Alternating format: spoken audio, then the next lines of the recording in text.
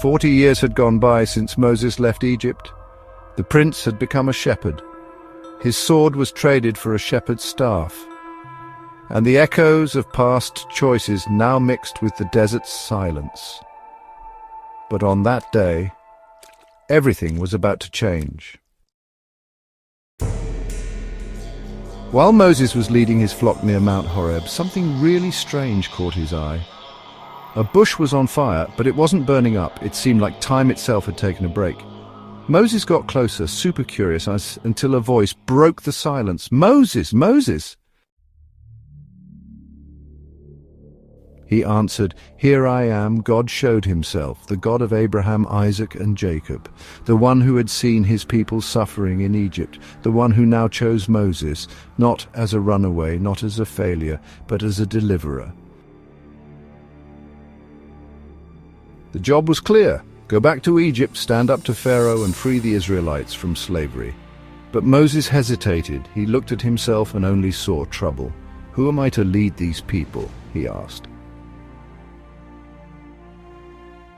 God answered, "I will be with you, don't worry." Even so, Moses raised doubts. What if they don't believe me? Then God turned his staff into a snake, made his healthy hand become leprous, and then healed it again. Signs of God's power over nature. But Moses dug his heels in. "I'm not a good speaker." With all the patience in the world, God answered, "It is I who give speech to man. Now go." And since Moses kept making excuses, God sent his brother Aaron to be his spokesman. No more excuses, the plan was on, and the man who once fled Egypt would now return as a prophet. Arriving in Egypt, Moses and Aaron went straight to the palace. No messing around. Pharaoh, cold and full of himself, receives them. Moses speaks in the Lord's name, "Let my people go." But Pharaoh digs in his heels and hardens his heart. "Who is this Lord that I should obey his voice?" he scoffs. Instead of freeing the people, he tightens his grip even more, forcing the Hebrews to make bricks without straw.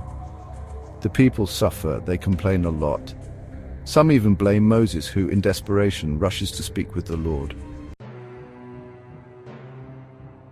But God restates his promise. "Now you will see what I will do to Pharaoh." The spiritual war had begun, and the plagues were about to hit hard. Egypt was going to know the God of Israel, not just by words, but through powerful signs that would break their gods and put the king in a corner. The first plague hits with full force. The waters of the Nile turn to blood. The fish die, the smell spreads, and the people can't drink. What a mess. Then come the frogs, invading homes and palaces. Imagine how gross. Lice infest people and animals, flies fill the air, the cattle die, sores appear on their skin, hail falls, locusts eat everything, total darkness takes over.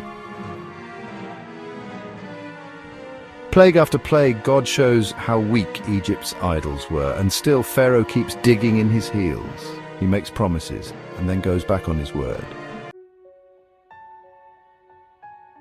Meanwhile, Moses grows stronger. He's no longer that guy full of doubts. Now he speaks with authority, trusts in God's power, and knows the big moment is coming. But before the final blow, God tells it straight. The 10th plague will be different from all the others, deadly, a judgment that will forever mark Israel's history. And so ends the second episode of our series, Moses, the Deliverer of Israel. The man who once hid in the desert now faces kings and calls down heaven's power on earth.